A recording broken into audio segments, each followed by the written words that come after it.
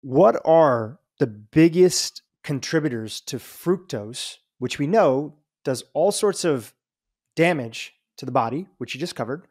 What are the biggest sources, the top ones that people are consuming in their diet today that have a direct tie-in to these 8 quote unquote diseases that we covered earlier? First thing you have to understand is that fructose consumption has gone up 25-fold, not 25%, 25-fold in the last 200 years. Our ancestors getting fruits and vegetables and the occasional honey, out of the ground or out of trees, consumed about 4 to 5 pounds of sugar per year. We now consume 94 pounds of sugar per year. So that's almost 25-fold.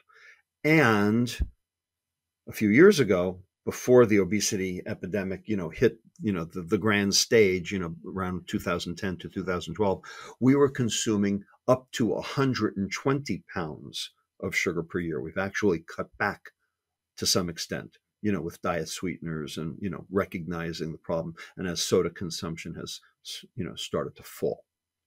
All right. So it's still a 25-fold increase. And the question is, can your liver handle that? Only your liver can metabolize fructose, because only your liver has the GLUT5 transporter, which is the fructose-specific transporter. So when you consume glucose, it goes to every cell in your body. When you consume fructose, it only goes to your liver. And the question is, what does your liver do with it? And the answer is, well, if you're consuming only a little bit, like an apple, you have the capacity, you have the capability of being able to metabolize that fructose load into ATP and not get yourself into trouble, because you won't have consumed so much that you're generating that liver fat. Okay, so an apple's okay. But now take that apple and turn it into a glass of apple juice. First of all, it's not one apple that makes a glass of apple juice. It's 4. So you're getting the juice of 4 apples in that glass. So all of a sudden you went from 1 apple to 4 apples. Okay, you're not getting any of the fiber in order to reduce the rate of absorption and also to increase satiety, because the fiber moves the food through the intestine faster to get the satiety signal sooner. So now you are now you've got 4 apples in an 8-ounce glass of juice, and you are flooding your liver, and your liver is going to take all that fructose and it's going to turn it into fat. And now that fat is going to either be packaged as triglycerides, which are potentially drivers of obesity or cardiovascular disease, or the fat droplet won't make it out of the liver. It will precipitate in the liver, and now you've got fatty liver disease, which generates the insulin resistance, which then puts you at risk for type 2 diabetes and Alzheimer's. All right. So basically, heart disease and obesity on this side, fatty liver disease and Alzheimer's over here, all depending on what your liver will do with the fat it made from the sugar.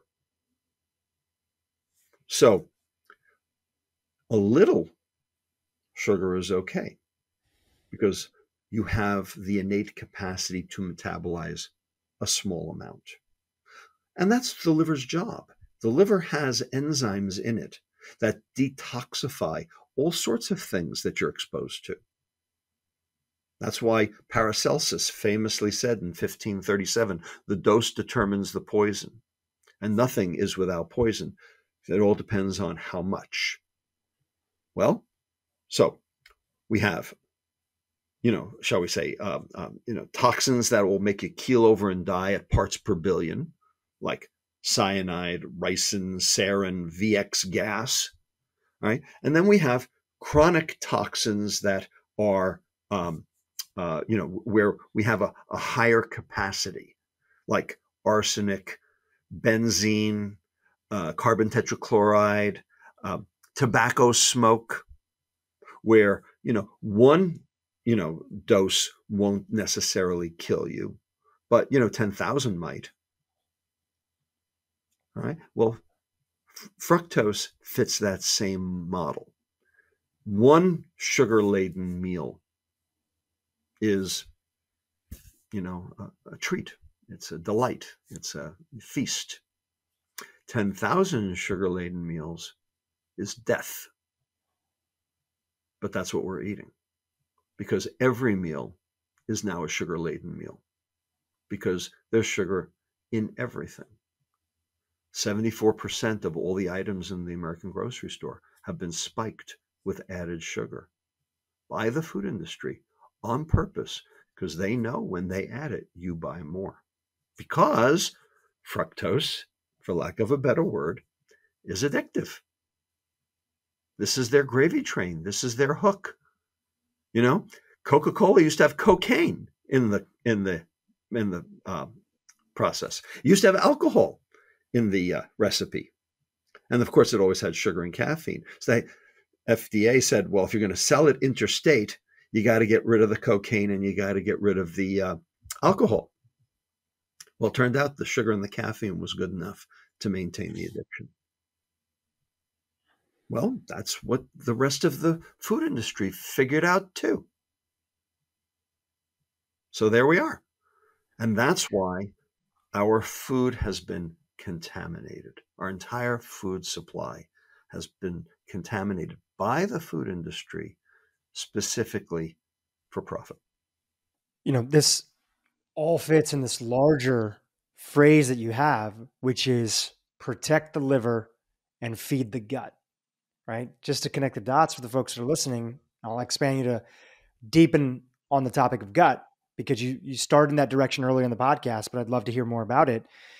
Is here you're talking about really protecting our liver for that onslaught of sugar, that fructose in particular, that fructose that is causing, in concentrated and frequent dosages, is causing all sorts of downstream effects that are happening. That's right. So let me make it very clear to your audience, Drew. Okay, I am not fructocentric. Okay, some people think that's all I worry about. In fact, what I am is mitochondriocentric. That's my concern. Anything that causes mitochondrial dysfunction will lead to chronic metabolic disease. And it turns out there are 4 substrates in our food supply, all of which damage the mitochondria, all of which generate chronic metabolic disease. So there's fructose, which is the cheap one, and the one we give babies and fetuses for that matter. But there are the other 3 also. Branched chain amino acids, leucine, isoleucine, and valine, which are essential amino acids. They're 20% of muscle. But again, if you overwhelm your liver turns those into fat and generate fatty liver and insulin resistance and mitochondrial dysfunction too. Trans fats, which we already talked about, and they cause mitochondrial dysfunction. And finally, alcohol. So, what do these 4 substrates have in common?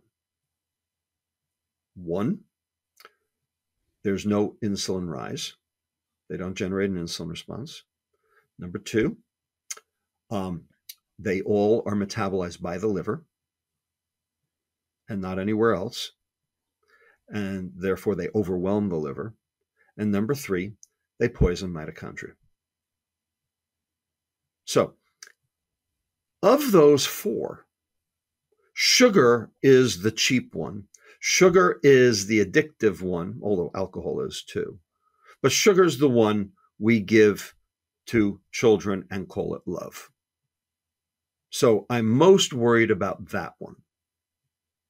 But that doesn't mean that that's the only problem. As you can see, processed food is a problem all by itself because it is a mitochondrial toxin. Thanks for covering that. I think that is a perfect fit with, tell us about the interplay between, we've been talking about mitochondria in general, and then we talked about fructose more specifically on the liver. Let's expand on the second portion of that idea that you've shared in multiple interviews and inside of your book, protect the liver and feed the gut. Let's talk about the feed the gut side. What do you want our Absolutely. audience to know about that? We hinted at it a little bit with some of our discussions around fiber and its protective benefits and the two types of fiber. Take us a little bit deeper on some of the things that you want people to know about fiber. Absolutely. So, first of all, the gut is outside your body. You need to understand that. Okay. It's inside your body, but it's outside your body. All right. It is the skin of your abdomen, if you will. It is supposed to present a barrier. Now, you can rub topical steroids on your skin and it will reach your bloodstream. You can ingest certain foods or medicines and they will reach your bloodstream. Okay, but in general, your gut is designed to keep stuff out. All right, it's outside your body. Your intestinal lumen, where all the junk is, where all the poop is, okay, where all the bacteria are. Okay, they're not supposed to get into your bloodstream. And if they do, you get sepsis and you can die. So your intestinal integrity, the barrier integrity is essential for quality of life and for mortality, to prevent mortality. When that intestinal barrier is weakened, bad stuff can happen. Stuff that shouldn't get into your bloodstream will. Now, the way it works is that the intestinal epithelium, the cells grab onto each other, and these are appendages of these cells are called tight junctions, and they're made up of proteins, one of which is called zonulins. Zonulins are famous because they're what go wrong in celiac disease. So when the zonulins are dysfunctional, turns out you get a process called leaky gut. And that's why kids and adults with celiac disease get so sick, is because stuff in their gut gets into their bloodstream and sets up an inflammatory reaction. Well, guess what? Those zonulins are in the blood-brain barrier too.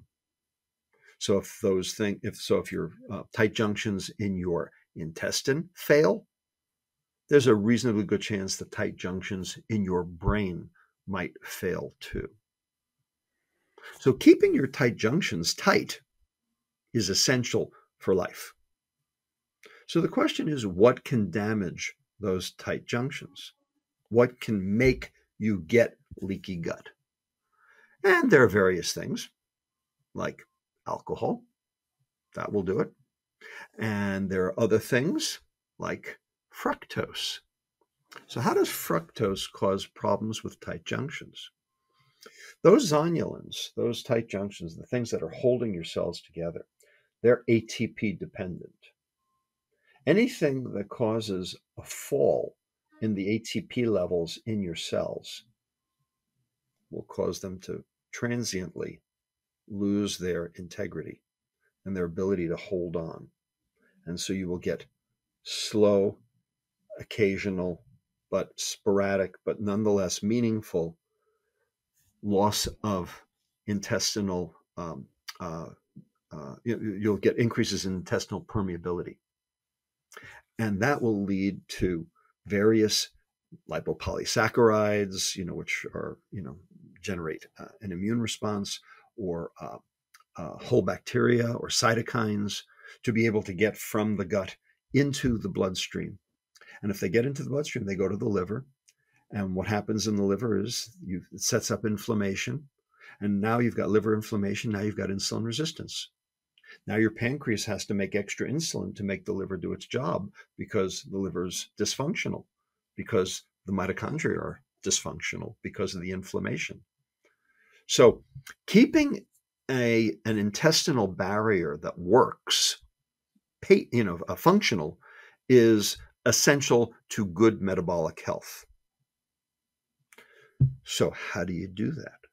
Well, don't take away their ATP, don't take away the cell's ATP, and the various things that we've talked about, do that, like for instance fructose. Don't strip off the barrier that coats the intestinal epithelium. That's called the mucin layer, the intestinal mucin layer. And guess what? If you don't feed your bacteria in your intestine, remember the microbiome? Remember those 30 calories from the almonds? If you don't feed your bacteria will feed on you. Those bacteria will actually strip the mucin layer off your intestinal epithelial cells, exposing them and making it much more likely that one of those cytokines or lipopolysaccharides or whole bacteria will actually make it into the bloodstream. And you can see, we see that experimentally with animal models where we can actually measure the bacterial increase in the bloodstream after a meal, and that can be stopped by giving antibiotics.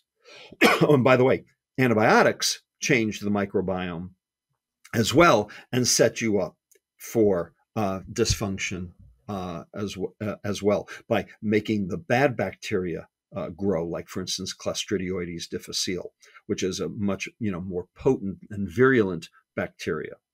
So you want the good bacteria to battle off the bad ones, which means you got to feed them, and you want your intestinal epithelial cells to have good tight junctions so they won't let junk in. So that's why intestinal permeability and inflammation are so important to good metabolic health. And if you if your intestinal barrier is broached, basically that starts all of the diseases of metabolic syndrome, whether you're fat or not. Are there examples of foods that many people would put into the healthier category? They typically wouldn't associate with processed foods. It's not Doritos, it's not McDonald's, but it still nonetheless is refined or processed to a degree. Sure. That can also contribute to these things. And if so, what are some examples of those foods? I'll give you two that people think are good: whole grains and yogurt. So let's talk about those. We'll do one at a time. Whole grains. So whole grain bread. Is it whole grain? It says whole grain right on the label. Is it whole grain? What's the definition of whole grain? There is none. There is none. And that's the key. There is no definition of whole grain because there's a whole grains council, but that doesn't mean that there's a definition of whole grain. And this is, where the rubber hits the road in terms of the semantics of what the food industry is doing to cover up its dastardly deeds. So let's talk about whole grains. Here's a grain right here, okay? The outside is the husk, the kernel, if you will, okay? It's all fiber. Then there's the inside. The inside has two parts. There's the starchy endosperm, where you get flour from. And there's also the germ. And that's where the nucleic acids, the polyphenols, the flavonoids, all the good stuff that you're supposed to get in whole grain is. Everybody with me? So 3 parts. The husk, if it stays intact, it's a whole grain. You swallow it. Okay, say in a true piece of whole grain bread, and we'll talk about what that is in a minute. The enzymes in your intestine have to strip this husk off. And we don't have enzymes that work very well for that. So it takes a long time before you can actually get the what's inside to actually be liberated. So it's further down the intestine, into the jejunum, into the ileum, the further parts of the intestine. And there's a good chance that the microbiome is going to want those for their own purposes so that you're feeding them. And so that's why a whole grain is good, because it's a delivery system for getting the food further down the intestine to feed your bacteria. Now,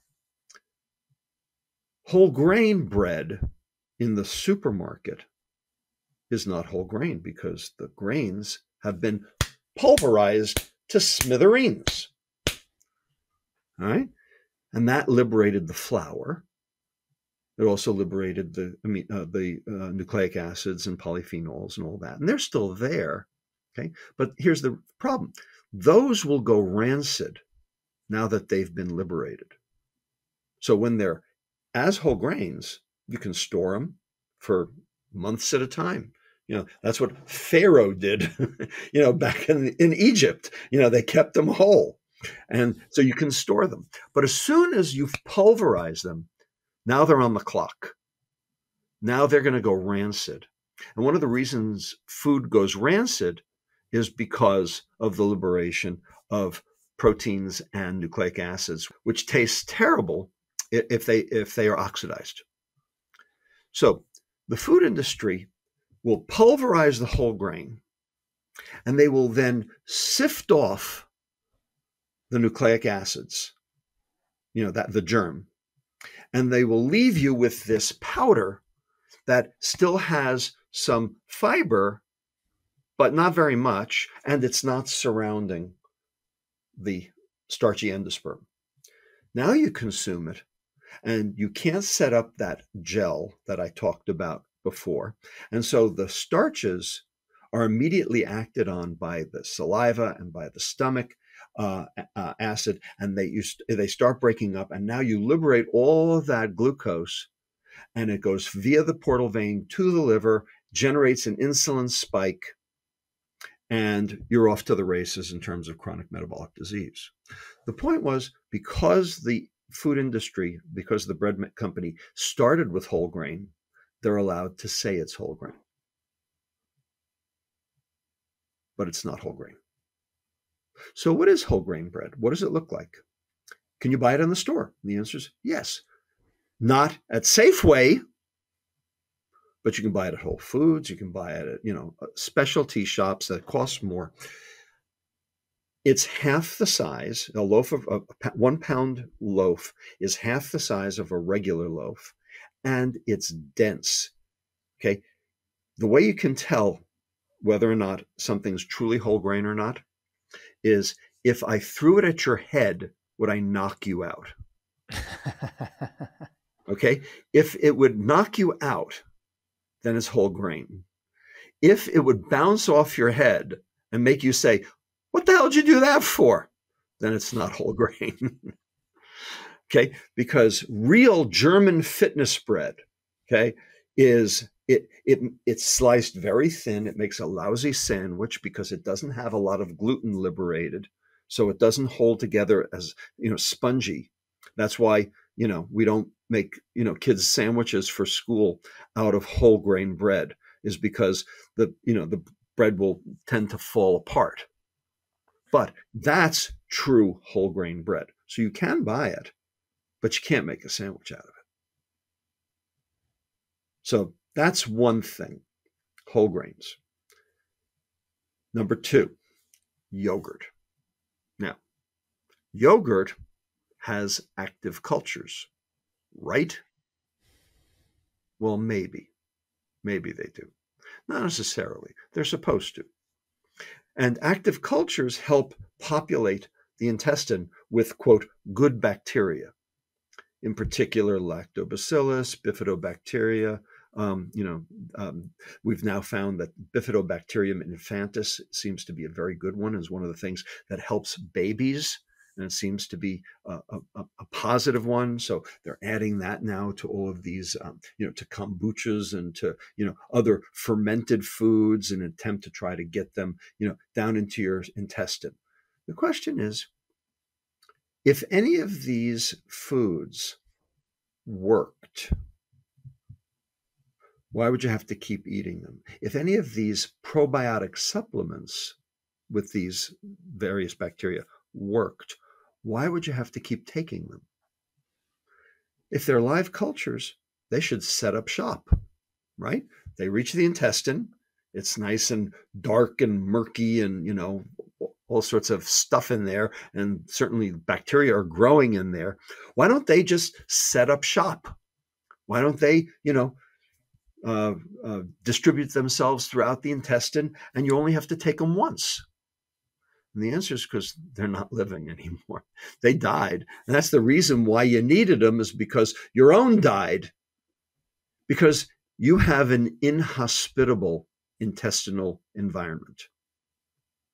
So you can take probiotics till the cows come home, and they're not going to make a damn bit of difference unless they can grow, and they're not growing. And the reason is because the environment in your intestine is inhospitable in the first place. So you have to change the environment that the bacteria find themselves in. So you don't need a probiotic. You need something that will let the bacteria grow. You need a prebiotic. That's food for bacteria. That's what a prebiotic is. Well, what's the prebiotic that's in real food, in all real food? Fiber. Because that's the food for bacteria. That's what bacteria chew on. That's what bacteria use to make short-chain fatty acids, which are not only beneficial for them, but beneficial for you too, because they suppress the cytokine response, they suppress the inflammatory response. They've been shown to be anti-inflammatory, anti-cardiovascular disease. You need those short-chain fatty acids, acetate, propionate, butyrate. And the only way to get them is to let your bacteria chew on fiber.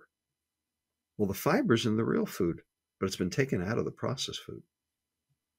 So you have to protect your liver so you don't get the insulin resistance, and you have to feed your gut so you don't get the inflammation, which will also lead to the insulin resistance.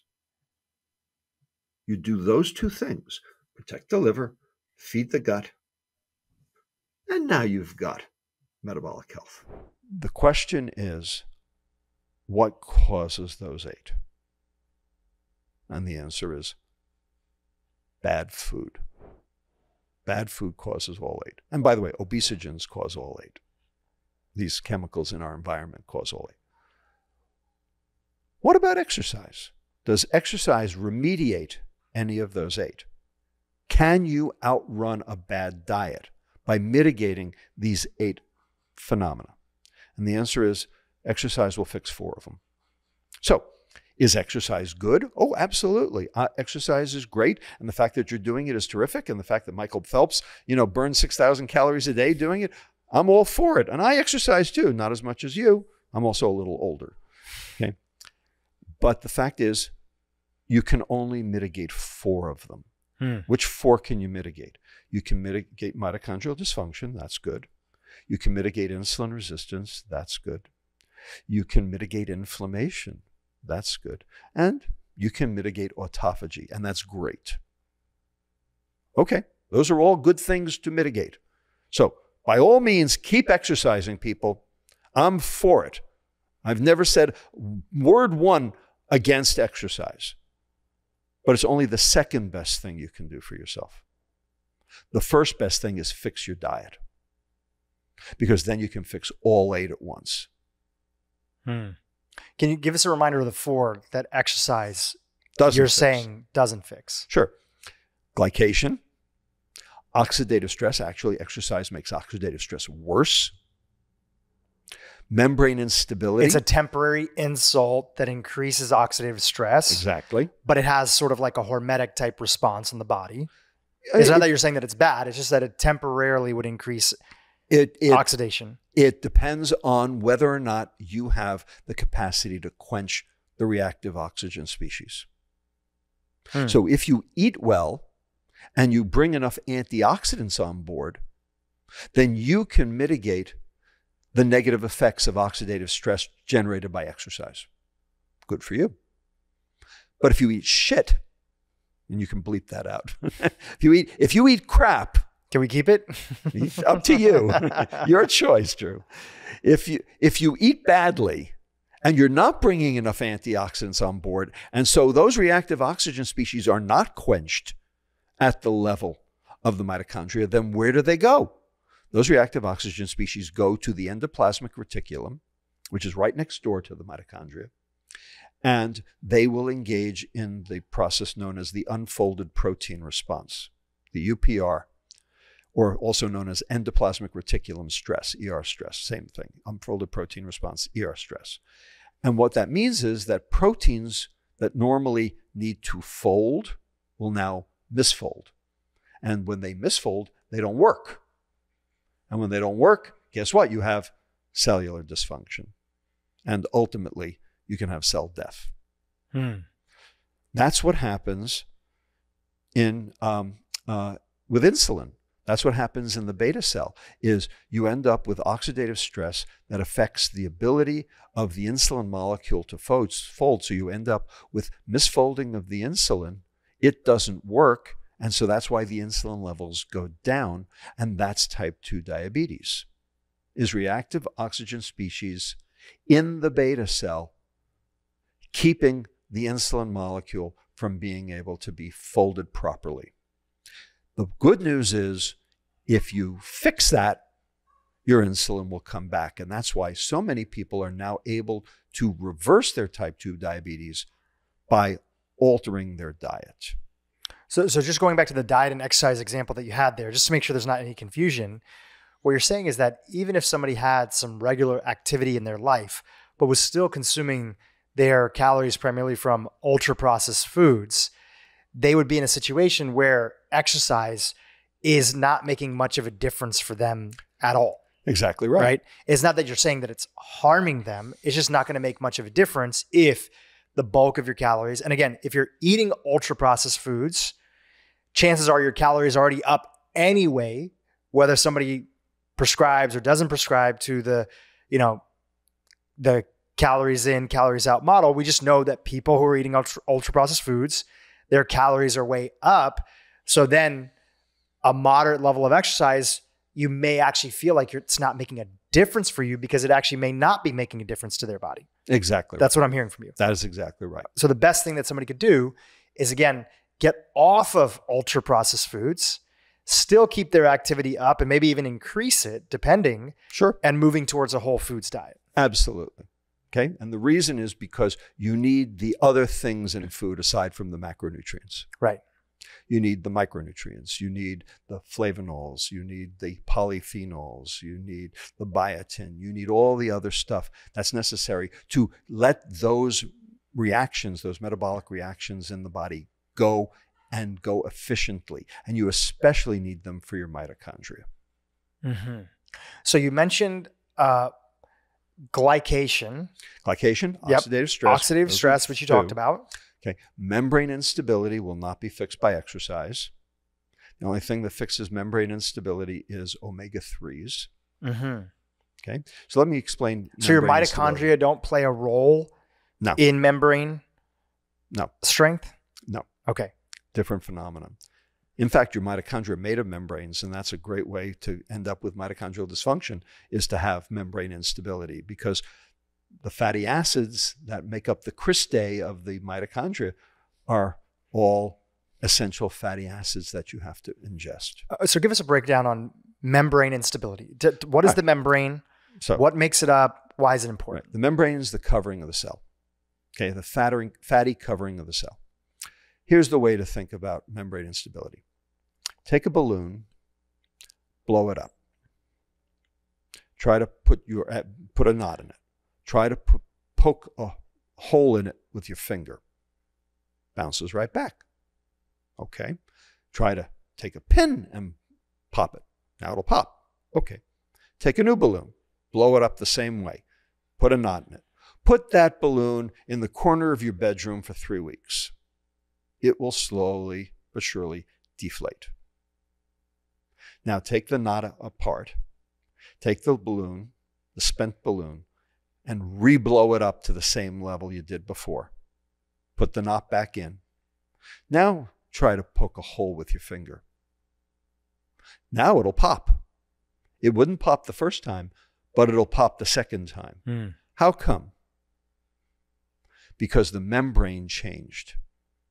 Because of the pressure altered the membrane constitution, okay, and rendered it more fragile. Well, this happens to all of our cells, and especially are neurons. So you have to replenish the membrane covering, the fats within the membrane so that they can withstand the pressures of everyday existence. And what does that? Omega-3s. They contribute to neuronal structure. They contribute to membrane structure. In particular, the omega-3 called DHA, docosahexaenoic acid. Now, you need the other omega-3 also, EPA, which is eicosapentaenoic acid. You need that for neurotransmission. So you need both. Point is, where do you get those? Marine life. Now, why do you get them from marine life? Can't you get them from vegetables? No, you can't. There is an omega-3 in vegetables. It's called ALA, alpha-linolenic acid. And ALA is good. I'm not against ALA. ALA is a good thing. ALA is anti-inflammatory. ALA has been shown to help protect against heart disease. That's a good thing. And vegans like ALA. And I'm all for ALA. The question is, does ALA get turned into the other two? Does ALA get turned into EPA or DHA? And the answer is almost not at all. Very poor conversion. Very poor conversion. Extremely poor conversion. So basically, if you are on a vegan diet, you need your EPA and DHA too. You need to supplement those. And the question is, where are you getting them from? So if you're taking fish oil, okay, but a lot of vegans won't take fish oil because they're vegan. So this is an issue. This is something they need to know about. Yeah. And what do you think about like algae oil and these things that are out there? So algal oil is DHA. And, it's not the fish that make the omega-3s. The fish eat the omega-3s. The algae make the omega-3s. The fish eat the algae. We eat the fish. So we get our omega-3s third hand. Now, just so happens that algal oil is high in DHA, but relatively low in EPA.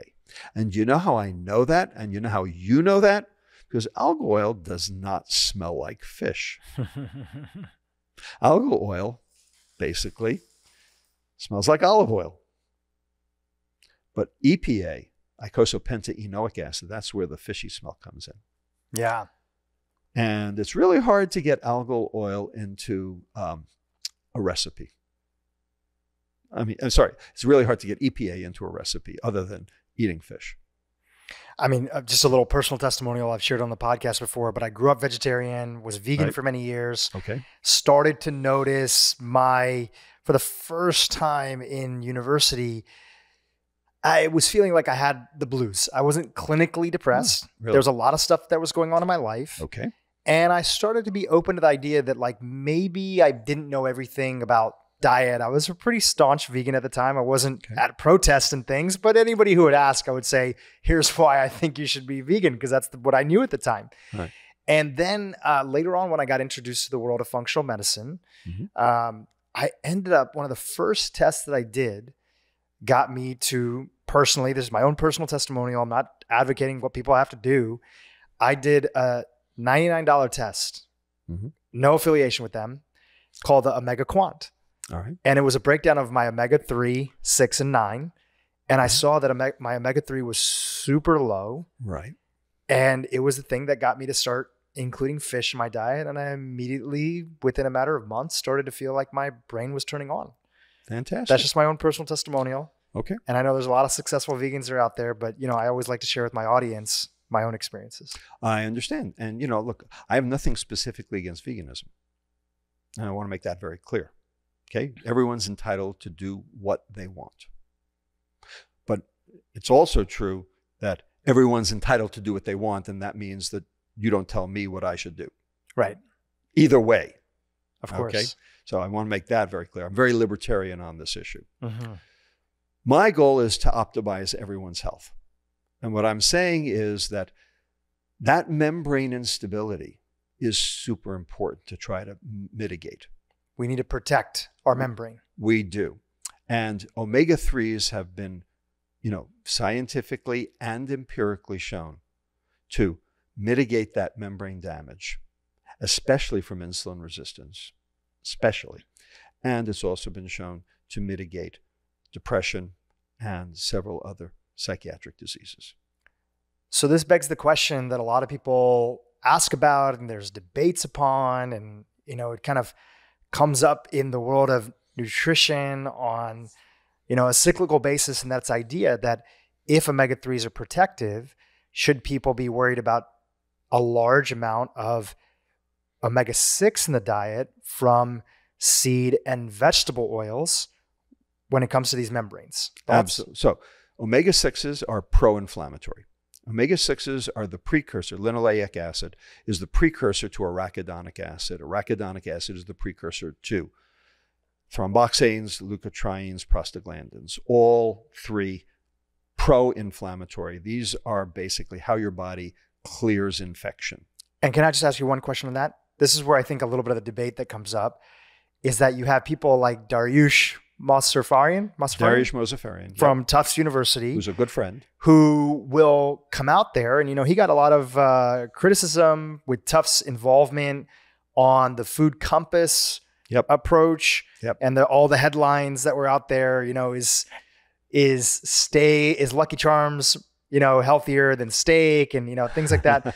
But he would say, look at all the large observational trials that are out there, that not only is omega-6 not inflammatory, but it seems to reduce inflammation when we look at these big epidemiological studies. And to that, what would you say to that? Especially because you know him and you know his background. Right. Why is it one person who completely feels one way about it and another person feels a completely other way about it? I think it has to do with the ratio. Okay. We've heard that it's not so much the amount as it is the ratio. Mm-hmm. At least that's the story I've heard and read about. Now, have I researched it myself? No. But I've read all the papers. Mm-hmm. Our optimal omega-6 to omega-3 ratio is about 1-to-1. That's optimal. Mm-hmm. Our acceptable ratio is around 3-to-1 or 4-to-1. Our current median ratio in this country is 25-to-1. So we're getting a whole lot of omega-6s and not a whole lot of omega-3s. So the question you're asking is it just the omega-3 lack, or is it the omega-6 excess that makes the difference? And the answer is, who cares? We have a problem. And the problem is fixed by increasing the omega-3s in our diet. And if we do that, we'll be actually getting rid of the omega-6s. I guess the only part of that feels a little confusing is, and again, for as little as you say that you've researched it, obviously you have more context of the ecosystem. Mm-hmm. And I'm not a researcher. I'm not a medical doctor. I always remind my audience, I'm just here to try to ask good questions. And I'm a student, just like everybody else out there. Absolutely. No problem. Is when they're referencing these large epidemiological trials, right? Generally people are going to be within this, the same ratio of omega-6 and 3 as the population, unless if they've sort of removed certain groups from that. Right. So if those people have the same on average ratio as omega-3 and omega-6, and they're showing that people who generally are having again, I don't know what the conclusion is, but from what I heard from him on different podcasts is that, well, in fact, people who have more omega-6, there seems to be an anti-inflammatory component. So is that, I guess that's the part that I'm a little bit confused about. If it is about the ratio, but the studies that are epidemiological are showing people who have more omega-6s in their diet. So are you saying that those studies, it could be that they also have a good ratio of omega-3? Yeah. So remember, it's the ratio, not the amount. So we're not talking enough about the ratio of those individuals. That's it's not just that they have higher omega-6s. We may not be looking at the omega-3s. That's right. You can't look at one out of context. That'd be a good thing actually to look into. Now I'll follow up on that a little bit afterwards and see if that's the case, or if they have. I know Omega Quant themselves has assembled a lot of research that's out there, from what I've seen on their website, but that'd be a good thing to look at. Are they referencing that it's omega-6 in the context of 3? Right. And is that the reason why they still see a protective benefit? The way they make it sound, and other individuals who are sort of in that space too, like we've had Simon Hill on the podcast, and he said, look, I'm not a big fan of seed oils, but I just don't like all this demonizing of people saying seed oils are pro-inflammatory because the data doesn't support that. Well, you need inflammation. Okay. Inflammation's essential. Well, I guess they're not talking about like daily sort of essential role of inflammation, but like the level that we talk about. Right. Because didn't you just refer to omega-6s as being inflammatory inside? Well, they're pro-inflammatory. Pro-inflammatory. Okay, that sort of makes the audience feel like we don't want too much of them in the diet. That's the assumption. That's the assumption. That's the assumption. Okay. Now, you need inflammation or you'd be eaten by the maggots. I mean, the fact of the matter is we have to have an appropriate inflammatory response to be able to fight off infection, viruses, COVID, etc. But the question is, what happens when you overdo it? Mm-hmm. Inflammation is one of the hateful eight, right? Inflammation is number 6. Which you really mean chronic inflammation. Chronic inflammation, right. Absolutely. Acute inflammation is essential for basically getting through the day. Yeah. But chronic inflammation is another story. And you don't need chronic inflammation. You don't want chronic inflammation. And the question is, where's that inflammation coming from? And the answer is it's coming from your gut. Your gut is a sewer, literally. Figuratively and literally. It is a sewer. It's got all sorts of bad guys in there. And the goal is to keep the bad guys in the sewer and not let them into your bloodstream. And there's 3 barriers in your intestine that keep the bad guys in the sewer. Here they are. Number 1, physical barrier, the mucin layer. So there's a layer of mucus sitting on top of all your intestinal epithelial cells, providing a physical barrier between the junk and your bloodstream. Necessary. Well, that mucin layer can go away. That mucin layer can be eaten. What eats it? Well, the microbiome, if you don't feed it what it needs, well, it needs fiber. And so a fiberless diet deprives those bacteria of the food they need because they were eating the fiber. You've now starved them. And so what will they do? They will eat the mucin layer right off your intestinal epithelial cells, denuding them, and you lose one of your 3 barriers. What else eats your mucin layer? Emulsifiers. Emulsifiers are, by definition, detergents. They hold fat and water together. That's why you put Tide in your clothes washer to lift the stain out, because it will hold the fat in the stain and the water in the water together, and so you can lift the stain out. It's got one side that's hydrophobic and one side that's hydrophilic. Okay, and they form these little things called micelles in your intestine.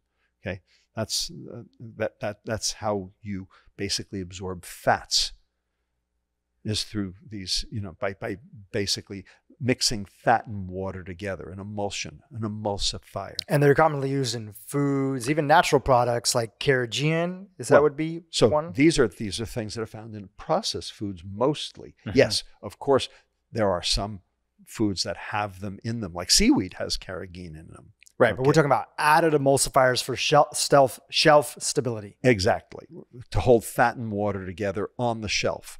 So polysorbate 80, carboxymethylcellulose, carrageenan. You know where carrageenan is most commonly found?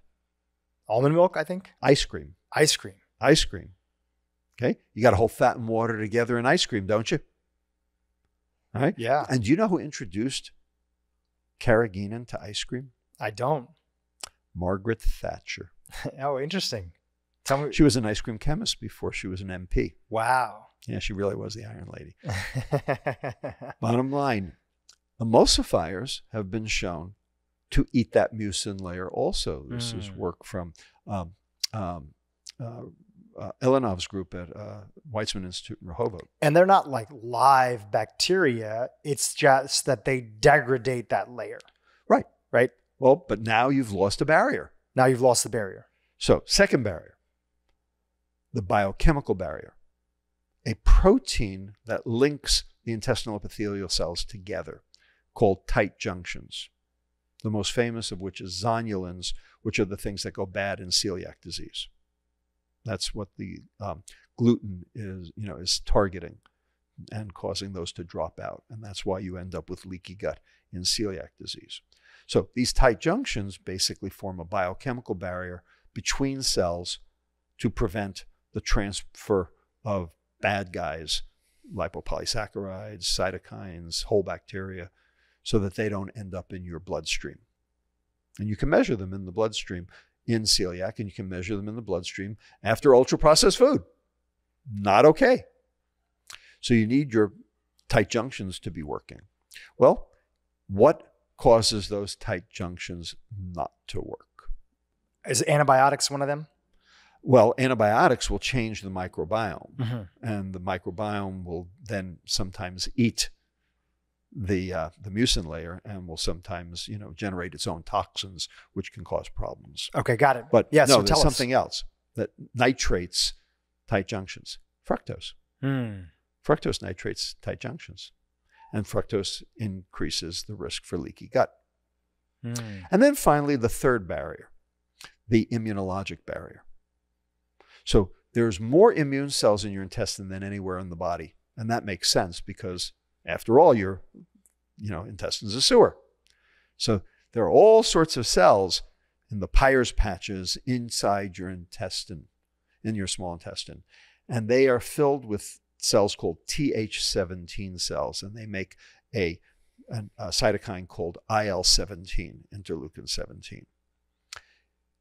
It's been shown that if you eat a whole foods diet, your IL-17 cells are great, and your Th17 cells are great, and your IL-17 is like it's supposed to be.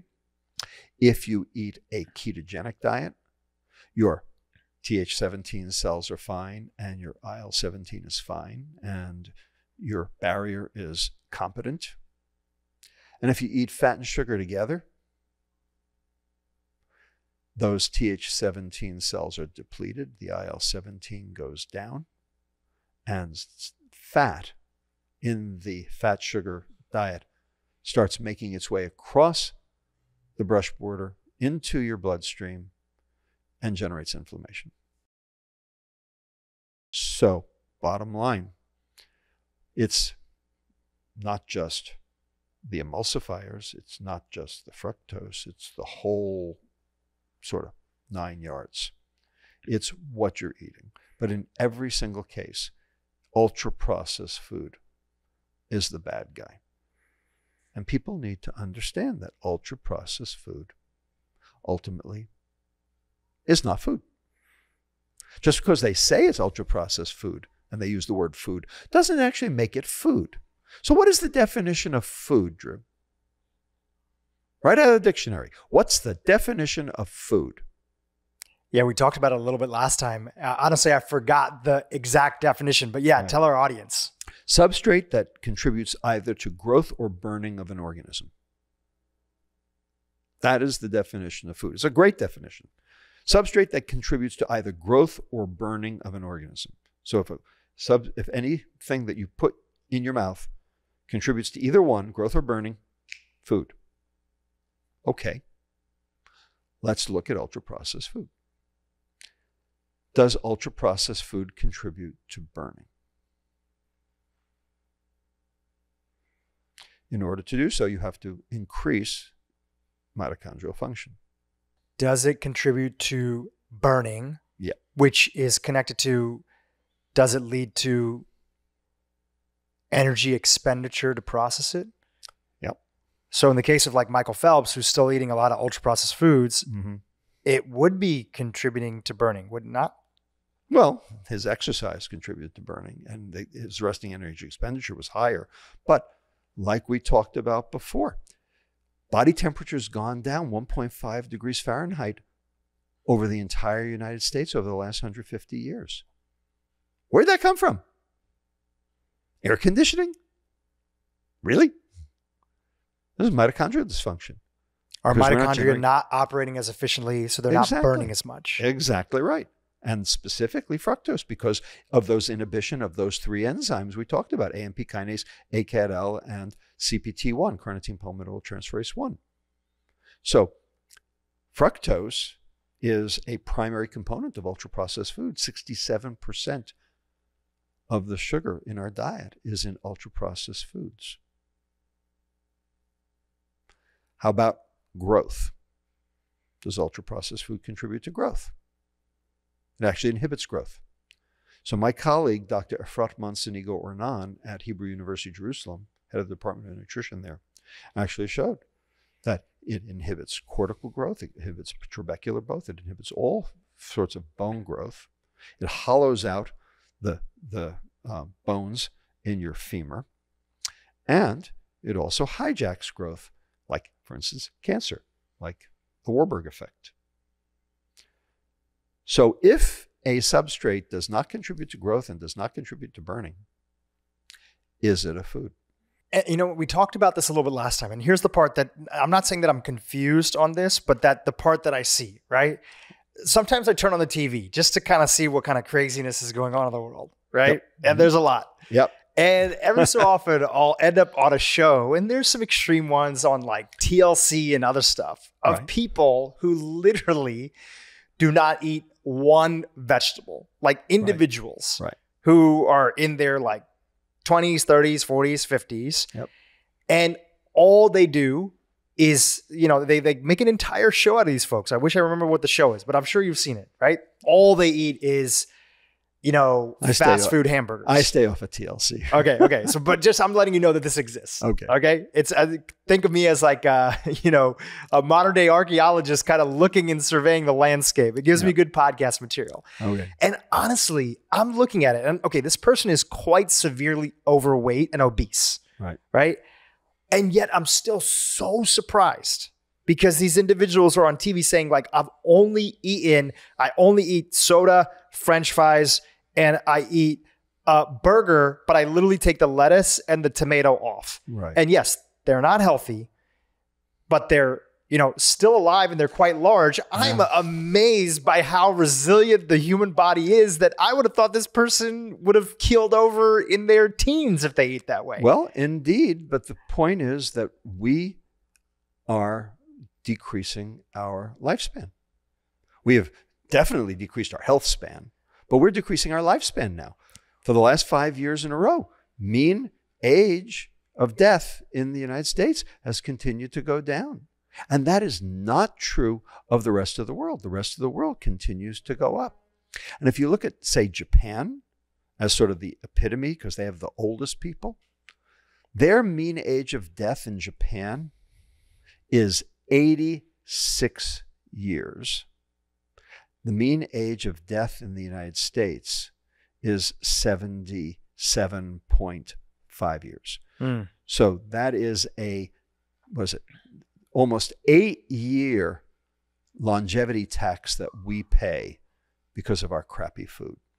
For someone who's seeing, and this happens a lot for people as they start to clean up their diet a little bit and they're wary of a lot of the gluten-free foods, which actually spike their blood sugar more than even just regular, you know, true whole wheat, right? In your example. Yep. So as people start to clean up their diet, sometimes they end up withering down and not having as much fiber. In some instances, there are individuals who also have very reactive gut microbiomes and intestinal systems because of a lifelong of antibiotics and other challenges that you led to earlier. If you had to highlight a few fibers that are gentle enough that people can start to work their way up so that they don't have that heavy response of bloating or other challenges that people often write into this podcast saying like, hey, I'm trying to include more fiber and diversity, but I'm having a lot of challenges. Would you give a few an honorary mention? Okay. So the fiber in real food does work, but it doesn't work for everybody. Real food usually works. There are people who are, quote, gluten sensitive. I'm one of them, by the way. That doesn't mean you have celiac disease. And I learned this the hard way. And I learned it from the head of pediatric gastroenterology at the University of Chicago. One of the original celiac researchers, his name is Stefano Guandolini. Okay, he back in the early 80s, he was the one who figured out this whole tissue transglutaminase business and, celiac. And he ultimately, came to U of Chicago, and he's now head of the division there. And he's the one who explained all this to me. So a lot of people say they're gluten sensitive, but they don't have celiac disease. They're not gluten sensitive. They're wheat sensitive. That's different, right? And here's how we know that that's true. You take their white cells, people like myself, okay, who I don't eat regular bread anymore. I eat gluten-free bread, not because I'm trying to escape gluten. I'm trying to escape wheat, all right? And the only way to escape wheat is to have gluten-free bread. So here's what happens. You take their white cells, you throw them in a dish, and you throw gluten on them, nothing happens. You throw rye on them, nothing happens. You throw barley on them, nothing happens. You throw wheat on them, they go bonkers. All right? Now, in a celiac patient, you throw wheat, barley, rye, or gluten, and they go bonkers no matter what. So clearly, these people are having a reaction to wheat, but they're not having a reaction to gluten. And it turns out wheat is a very complex organism. It is hexaploid, not diploid. There are 700 different antigens in wheat. The two that make up gluten, called glutenin and gliadin, are the ones that, celiac patients are allergic to. You can be allergic to one of the other 698. And different people are allergic to different ones. So there's no easy test. The point is that the people who say that they are gluten sensitive are not. They are wheat sensitive. So instead of calling this non-celiac gluten sensitivity, we should be calling it non-celiac wheat intolerance. This is the point that Guandolini makes. And I agree with him based on the data and based on my own experience as well. Right? So I stay away from wheat, but I can have a beer and it won't affect me in any way, shape, or form. It's perfectly fine. So a lot of people are consuming gluten-free cakes, gluten-free breads, etc. So they're using different flours, and a lot of those flours are very high in sugar. For instance, sorghum flour. And so, yes, you end up with increased glucose spikes. And a lot of those flours, of course, are devoid of their fiber. And so you're going to get even bigger spikes. And so, yes, we've learned through continuous glucose monitoring that these gluten-free products are particularly egregious in terms of metabolic health. So, yes, you do need to watch your wheat intake if you're one of these people, but you don't need to watch your gluten intake. And what you really need to do is eat real food because you need the fiber.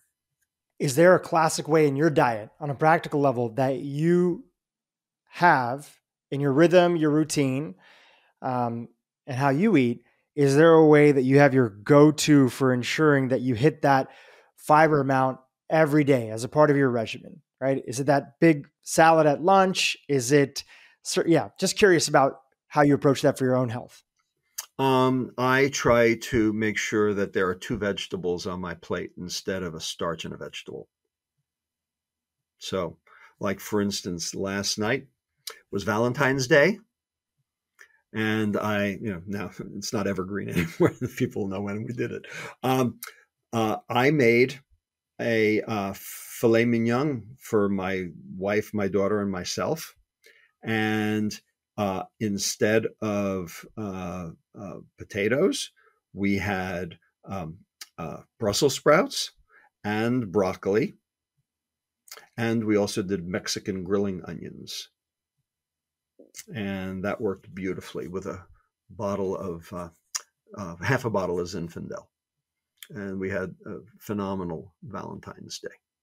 Since you mentioned it, it's always nice to clarify because as you mentioned earlier, the poison is in the dose. So you mentioned wine. You guys had a nice little wine yesterday. Right. Did. When we talk about alcohol being toxic to the body, and everybody has a different spectrum, and there's some people, as you mentioned previously, that might be more predisposed to forming an addiction or have a family history or other components. How do you think about that for yourself? Not necessarily what advice would you give to other people, but just would love to hear about how you think about alcohol in the context of your diet and everything that you've shared here today. Right. So the way to think about sugar and the way to think about alcohol is basically within the addiction model. So if you're exposed to heroin for 5 days, you're an addict. If you're exposed to cocaine for 5 days, you're an addict. If you're exposed to nicotine for 5 days, are you an addict? Maybe, maybe not. About 50%. If you're exposed to alcohol for 5 days, are you an addict? About 20%. If you're exposed to sugar for 5 days, are you an addict? About 20%. So, without question, heroin and cocaine are way more addictive than nicotine or alcohol or sugar. Agreed. Not everybody's going to get addicted. There are plenty of social drinkers that can pick up a beer and put it down. I'm one of them. But 10% of America are binge drinkers and 10% are hardcore alcoholics. Now, what made them that way? I don't know. We're still trying to figure out the genetics on this. How about the nicotine? Why did 50% of those people not become addicted to 5 days of cigarettes? I don't know. We're still trying to figure it out. So different exposures lead to different reasons and different levels of addiction. But if you're in that group, and it's easy to tell if you're sugar addicted, because all you have to do is see the words coming out of your mouth. Oh, I have a horrible sweet tooth. That's sugar addiction until proven otherwise. The point that you can even say that in public is because it's socially acceptable. Now, I don't think you can really say, oh, I have a huge problem with alcohol and get away with it in public. All right. There's, a little bit of a stigma there. And you certainly can't say it for cocaine and heroin. The point is, sugar is, 1, legal, 2, love, and I put that in quotes, and 3, socially acceptable at this point in time. The goal is to educate the public about the dangers of sugar so that it will become less socially acceptable. So you walk down the street today and you see somebody smoking a cigarette. Okay, 40 years ago, they'd have been cool. Today, filthy habit, disgusting. You feel bad for them. You feel pity for them, right? Used to be, if you would, see people drinking, even in public, like a beer at a baseball game, hey, they're having a good time. Now you start wondering, maybe they've had too many beers. Maybe that's not so good. Today, you walk down the street, you see somebody drinking a Coca-Cola, and you think, well, they're cool. My goal is for 10 years from now, for you to walk down the street, see somebody drinking a Coca-Cola and feel sorry for them. Feel sorry for them. And really what you're saying, going back to what you talked about with the environment, having empathy for them, right? What were the situation of circumstances, education, what they were exposed to that led them to that place that it felt like consuming that on a regular basis? And the hope would be also that if they're not in that addictive zone, and if some people want to enjoy a Coca-Cola every so often, it's not my drink. I haven't had probably a Coke in a long time. Actually, the last time that I was about to have a Coke was when Levels, who I know you're an advisor for, Levels Continuous Glucose Monitor, wanted to do a test and have people do the Coke challenge, which was a whole a different thing. But this brings up a larger point, which I think is super important for people. You've shared before on past interviews that you're not against dessert. No. If it actually is dessert. That's the right. challenge for most people is that they don't know that they're eating dessert for breakfast, lunch, and dinner, and not just in the form of sugar, which is easier to catch, but also in the form of a lot of these refined carbohydrates or healthy foods disguised. They're processed foods disguised to be healthy, but have just as much, if not more, sugar than a Coca-Cola or other stuff that's there. Example, granola. Granola is a disaster. All right. It's got this health halo. Okay. Yogurt, health halo. Oh, I'm having a yogurt for breakfast. Okay. A 6-ounce plain yogurt has 7 grams of sugar, all lactose, perfectly fine. The liver will turn the galactose into glucose, no problem. If you consume a strawberry yogurt instead, 6-ounce strawberry yogurt, that's 23 grams of sugar. So that's a difference of 16 grams between the strawberry yogurt and the plain yogurt. Right? That's the problem. It's the strawberry, not the yogurt. Another example, Raisin Bran. So it's raisins and bran, right? Or is it? What color are raisins? Brown, purple? What color are the raisins in Raisin Bran? White. Why is that? Are they using white grapes in the Raisin Bran? No, they're dipped in sugar on purpose. So if you actually look at the amount of sugar in the raisins in a cup of Raisin Bran, it comes out to 8 grams. If you look at the side of the package, 1 cup of Raisin Bran is 16 grams of sugar. That means there's 8 grams of added sugar that they've added to the raisins to make them sweeter so that you will eat the Raisin Bran. Have you ever had Raisin Bran where the raisins were just raisins? You wouldn't buy that. So they dress up a lot of things to make them, quote, acceptable and try to give them a, quote, health halo.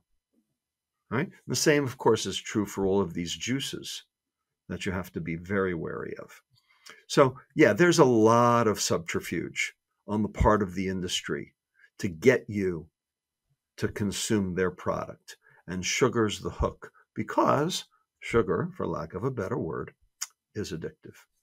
When we hear all this, and your book, by the way, which is fantastic, I have the Kindle version. Otherwise, you would see your printed copy right behind me. Your book, which is fantastic. How do you take notes? I love highlighting on my Kindle. I can get through a book so quickly on my Kindle. So I will be one of those people that will go on record and saying, I'm so thankful for Kindles and digital books because I just read way better and I read way more. And I recognize it's not for everyone, but sometimes technology gets a bad rap. In this area, it's made my life so much more rich. Your book, the link I'm glad it's made someone's life rich because it's only made my life miserable. Well, if it wasn't for technology, I wouldn't be able to have this conversation with you. So I'm super appreciative of that. Your book, which is in the show notes below, Metabolical, The Lure and Lies of Processed Food, Nutrition, and Modern Medicine.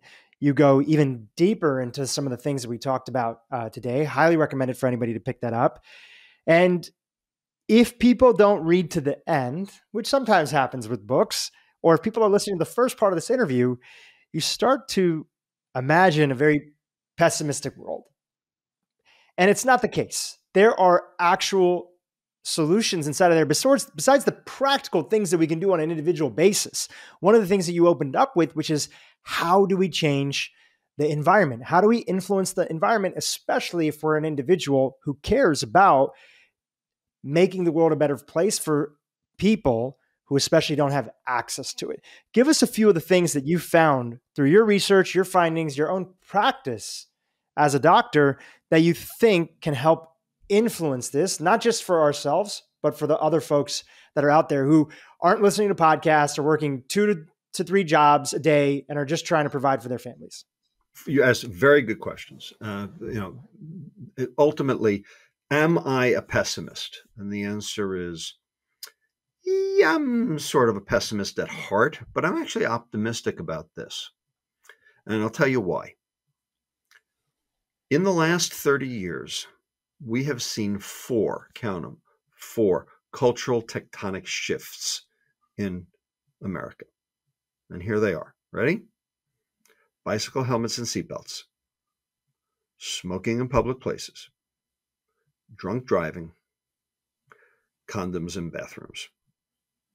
Now, 30 years ago, if somebody stood up in a state house or Congress or Parliament or anywhere else in the world and proposed legislation for any one of those 4 things, they'd have gotten laughed right out of town. Nanny state, liberty interest, get out of my kitchen, get out of my bathroom, get out of my car. Huh? Today, they're all facts of life. No one's belly aching about any of those things. We're belly aching about other things like vaccines, but we're not belly aching about those 4. And if you pull your car out of your driveway and you haven't clicked your seatbelt, your kids will scream at you. So I had that happen. And why did it take 30 years? Answer, we taught the children, and the children grew up, and they voted, and the naysayers are dead. That's how a cultural tectonic shift works, and that's why it takes 30 years. Well, we're about 8, 9, maybe even 10 years into this cultural tectonic shift. And we're already seeing the benefits of it. There's soda taxes in 6 cities and 28 countries. Okay. That would have been anathema, even 5 years ago. We've gotten there. Right? Various food industry concerns are starting to worry about this. For instance, Danone and Unilever have reduced the added sugar in their respective portfolios by 14%. Now, I'll be honest with you, 14% is like, it's a drop in the bucket. All right? I'm working with an international food conglomerate right now to reduce their added sugar in their portfolio, 176 different SKUs, by 78%. Okay, it's a 2-year project. We're 1 year in, right? And, we're going to be able to do it. So the point is that there are people who are getting it, all right? Mars agreed to, the 10% USDA dietary guidelines. They're a frigging candy company. M&Ms and, Snickers, all right? Guess what? Coke even agreed to the 10%. Because they were under pressure because of what happened to their global energy balance network disaster.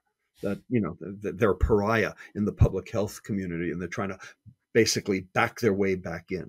All right. The point is, they're under a lot of pressure to do right, because this metabolic disaster that has befallen the human race, okay, this is, aside from climate change, this is it. Okay. And of course, the 2 are related, climate change and the metabolic health crisis. So we're seeing, the benefits of, this kind of advocacy in the changes that have been made in the food industry, in what's happening. We're seeing it, with, vegan meats. I'm not telling you that they're good or bad, but we're seeing the fact that, these issues are coming to the fore. So I'm actually quite optimistic about those things. The question is, what can you do? What can the individual do? And the answer is there are several things. Number one, you vote. You vote with your fork. You vote 21 times a week. Okay, and you know who taught me that? Your colleague, Mark Hyman. He's the one who said it on the movie that we were both in, Fed Up. You get to vote with your fork. All right? And if everyone voted with their fork, you know what? The food industry would have to listen. Okay, because ultimately, we are not the 2,000-pound gorilla. We are the 200 million ton gorilla if we actually exerted our collective willpower. Number two, you can talk to your congressman and make this an important issue. Before, like 5 years ago, the only person in either the House or the Senate who actually cared about food and said something, about the problem was Tom Harkin, and he's gone. But now there are a whole bunch of people talking about it. Rosa DeLauro's talking about it from Connecticut, Jim McGovern from Massachusetts, Tim Ryan from Ohio, Mark DeSaulnier here from California. Have all made, the problem of food, part of their platforms. So there's, shall we say, an early groundswell within Congress. And so you need to basically apply pressure yourselves, to get these, to get congressmen and congresswomen on board. All right, what else can you do?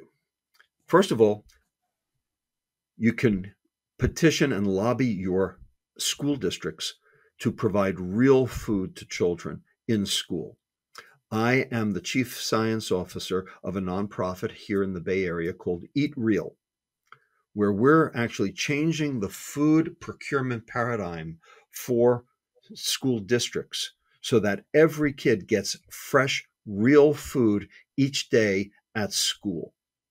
Now, one of the reasons why they eat garbage now is because back in the 1970s, the Congress basically said to the school districts that, to the Department of Education, to the school districts, you have to make book on your cafeterias. They can't be loss leaders for your schools. They have to basically, meet their budget. And so all of a sudden they were under the gun. And so they turned to Cisco and McDonald's and, everybody else.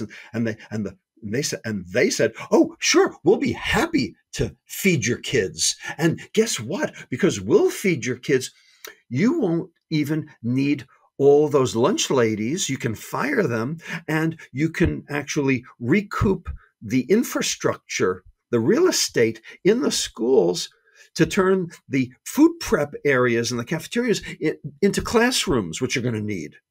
And so they did.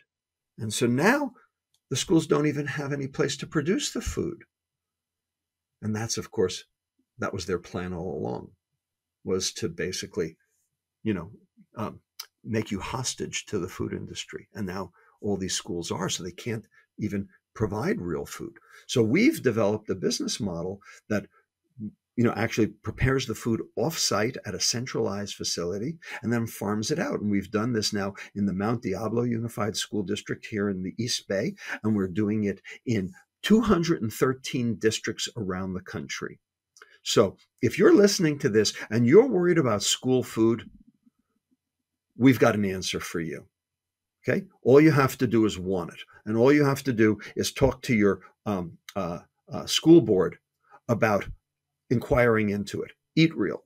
Okay, there's an example of something you can do that can change kids' metabolic health and their grades on a dime. All right, as an example. All right. Then there are other things we can do. Ultimately, insurance companies will pay for food if they don't have to pay for medicine.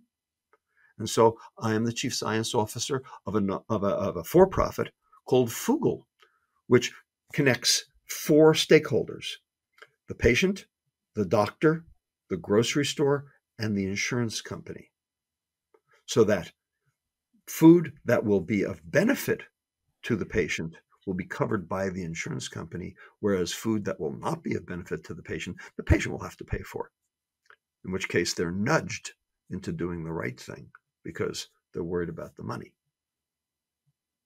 So there are ways to do this. There are technological patches. There are, general cultural fixes. Okay. The point is they're out there. They're all in Metabolical. And, I ask people to, open your minds to the concept that food is not food. Or sometimes it's not food. Real food is food. And processed food is not. And if you understand that, then you can do a lot. One of the top comments that we got from our last interview together is a lot of people got motivated to want to significantly cut down on added sugar in their diet. And one of the questions that came up that I promised to ask you is that if I took this seriously and followed your recommendations and significantly cut down on sugar inside of the diet, what do you think I could expect to happen in a 30-day period of time? So I'd love you to start off on that. Wow. Okay, Drew. All right. First of all, thank you. It's my delight to be back with you. We travel in the same circles, and I just saw you 6 months ago in Topanga Canyon. Lots of fun. All right. To the point. What can you expect in 30 days? First 7 days, you can expect sheer hell. That's the first thing. Sheer hell. Just so everybody's clear. Hell. Sheer hell. And the reason is because of sugar withdrawal. So sugar, that fructose molecule, that sweet molecule in sugar that I rail against routinely because it is metabolized differently from glucose, that molecule is addictive. In fact, anything that stimulates the reward center in the brain, the nucleus accumbens, in the extreme, is addictive. So we have chemical addictions like cocaine, heroin, nicotine, alcohol, sugar. And we also have behavioral addictions, shopping, gambling, internet gaming, social media, pornography. There's an aholic after each one of those. Chocoholic, sexaholic, alcoholic, shopaholic, etc. Right? Well, there's sugarholic. And it's really easy to figure out if you're a sugar addict. All you have to do is ask yourself, said the following statement. Oh, I have a horrible sweet tooth. If you have, you are a sugar addict until proven otherwise. Now, if you're an addict and you go cold turkey off your drug of choice or behavior of choice, how are you going to feel? Dopamine is way down. Those dopamine receptors have been down-regulated like crazy. Okay? And maybe those dopamine secreting neurons have actually started to die because of the excitation. So it's possible that you can't even generate enough of a dopamine response. And so when you take the substrate away and you can't generate much of a dopamine response, how are you going to feel? Crappy, tired, irritable, don't want to get out of bed, certainly don't want to exercise, and hungry. And so until those dopamine receptors repopulate, and it can take up to 3 weeks for them to repopulate, you're not going to feel so good. And we've learned this by taking care of enough kids with sugar addiction to know, to tell the parents what to expect so that they can tell the teachers what to expect. And the most amazing thing is after 5 to 7 days, it's like the fever breaks, like the kids come out of it and they go, whoa, life is good. And they're less belligerent. They're less irritable. They can study at school. They can do their homework. They don't cause trouble in class. They don't cause trouble at home. And the parents notice, and it's remarkable. And it's the first thing they come back and say to us, that, I've got my kid back, because they didn't realize that what they had was an addict. So this is true for adults too. The first 7 days, you're not going to feel so good. After that, sky opens up, like, the cartoons, and everything is, blue skies after that, as long as you don't fall backward. Now, unfortunately, because it's addiction, there is this tendency to relapse.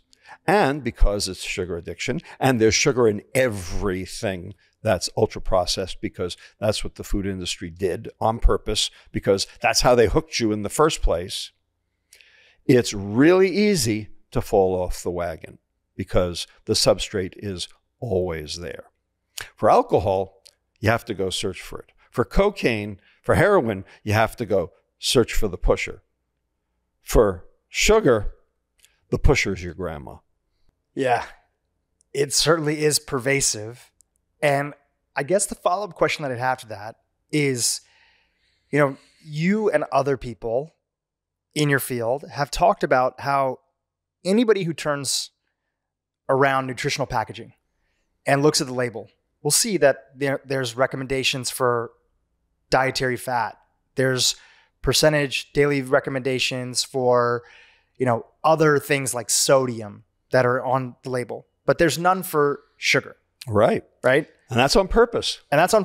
Maybe you could talk a little bit about that, but also when we're talking about significantly cutting sugar from the diet, what are we talking about is generally regarded as a safe level for people to be having on a daily basis? Right. All good questions. So I'm going to tell you a little story. In 2011, I was at a meeting of the Culinary Institute of America in San Antonio, and it was called Healthy Kids, Healthy Flavors. And this was the meeting where the USDA and the White House, the Obama White House, had made the investment after the Healthy Hunger-Free Kids Act of 2010 to go all in on school salad bars. I called it Little Horror of Salad Bars. That meeting. Was this Michelle Obama's campaign that she was part of? Well, hers was Let's Move. Okay, and this was, the outgrowth of that. And in fact, the person who ran Michelle Obama's Let's Move campaign, Sam Katz. Yeah, Sam Katz, the chef. He was the chef at the time. Who was a chef for the Obamas in Chicago, came with them to D.C., and was the White House chef there, and also spearheaded the Let's Move campaign, who, by the way, is a very nice guy, and I like him very much. And I'm, and he's got a really, really cute wife named Alex Wagner on TV. And I see him at meetings and stuff, and I just saw him a couple of weeks ago, in fact. But he did something that at that meeting that just sort of blew my socks off in a bad way. I said, why was there no upper limit for sugar? Why on the nutrition facts label, when you look at sugars, there's no percent daily value listed? And he said, why would you need a daily value for something that is not a nutrient? And I went, whoa. Really? Not a nutrient. That's right. You got that right, Sam. I agree. It is not a nutrient. Because aside from energy, it doesn't supply anything. And there's no cell in the body. In fact, there's no cell in any vertebrate that requires dietary sugar, that requires fructose. It is a completely vestigial compound for human and vertebrate consumption. So, in fact, it is not a nutrient because it doesn't supply anything that you need. I mean, what's the definition of nutrient? Something you need in order to be able to either burn or grow or survive. Well, sugar doesn't meet any of those. You're saying specifically fructose. Specifically fructose. Not the sugar that is broken down from carbohydrates in the diet. you don't need that either. You're saying it's not an essential macronutrient like there's essential fatty acids. Well, in fact, carbohydrate's not essential either. And Right, the that's what reason I was is saying. because you don't have to consume it. Your body makes it.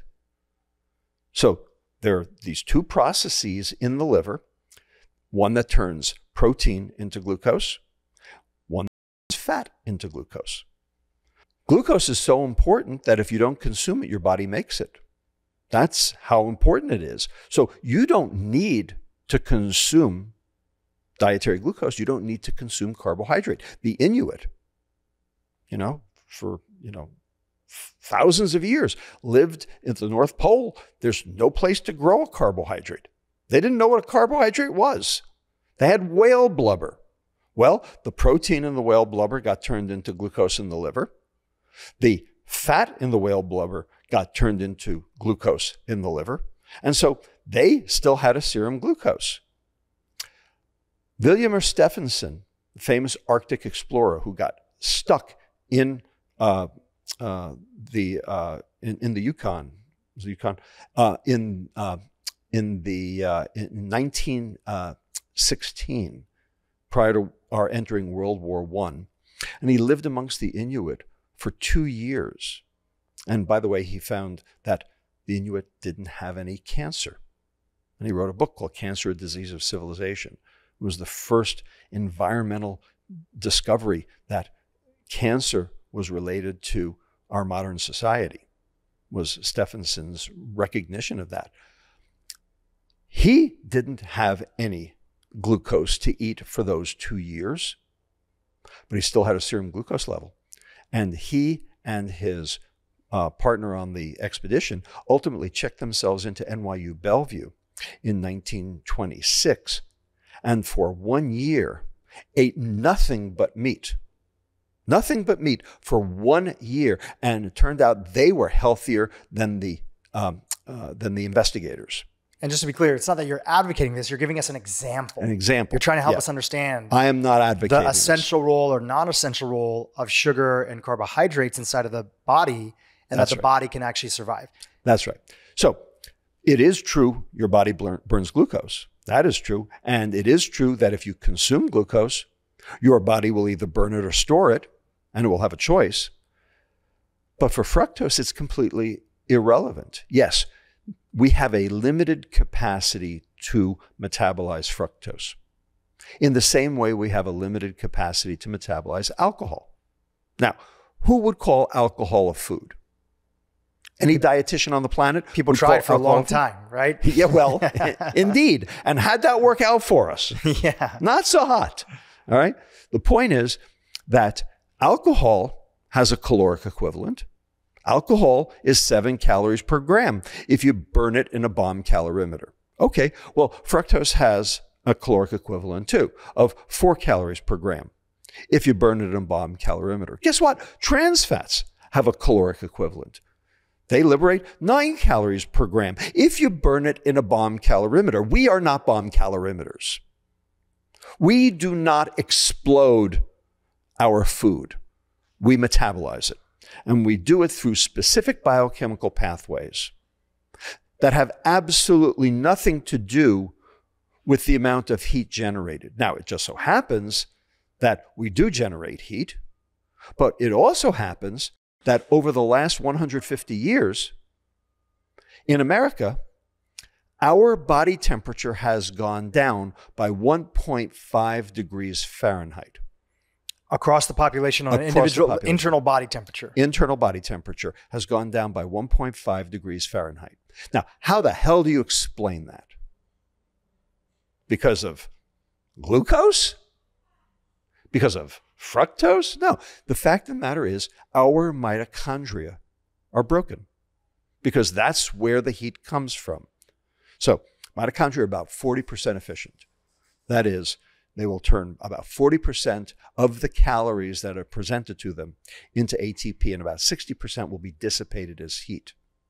So if you are reducing your body temperature by 1.5 degrees Fahrenheit, that means you are creating less heat, which means your mitochondria are not working as well as they used to. And so the question is, why is that? What's happened to our mitochondria? Now, just a month ago, you had Tom Seyfried on your show. And while I agree with 95% of what Dr. Seyfried talked about, I don't necessarily agree that cancer doesn't have a genetic component. But he did say that it's about the mitochondria, and I agree with that. Ultimately, cancer cells don't need mitochondria. Cancer cells don't even have functioning mitochondria. Cancer cells ferment, and they generate the ATP based on something that doesn't need oxygen. Well, in order to burn calories, you have to have oxygen. But in order to generate ATP, you don't have to have oxygen. Yeah, that was fascinating when I heard that. Absolutely. That was why Otto Warburg won the Nobel Prize, was he figured out that cancer cells don't need oxygen to grow. The point is they do need a biochemical pathway. And that biochemical pathway has nothing to do with calories. So a calorie is not a calorie. And we have a limited capacity to metabolize the fructose molecule inside our mitochondria, having nothing to do with calories. Our mitochondria are very good at burning glucose. They are not very good at burning fructose, despite the fact that glucose and fructose have the same caloric equivalent of 4 calories per gram. If it was only about the calories, then glucose and fructose would be equal in terms of how the mitochondria would handle them. But they are not. This has been shown 50 ways from Sunday, most recently by Samir Softic working in Ron Kahn's lab at Joslin. Because fructose inhibits 3 central enzymes necessary for normal mitochondrial function. And before you get into that, just to put a little bit of a pillar in the conversation that we're having right now, you're not talking about whole fruit as a healthy part of a diet. You're talking about large concentrations of added fructose, primarily, sugar sweetened beverages that are out there as a form of ultra processed foods in our diet. Is that correct? I am talking about fructose beyond our mitochondria's capacity to metabolize it. So a level that is beyond a whole foods diet. That's correct. Well, remember that a whole foods diet has some fructose in it. Yes, fruit has fructose in it. I agree. Yes, it does. The question is, who's that fructose for?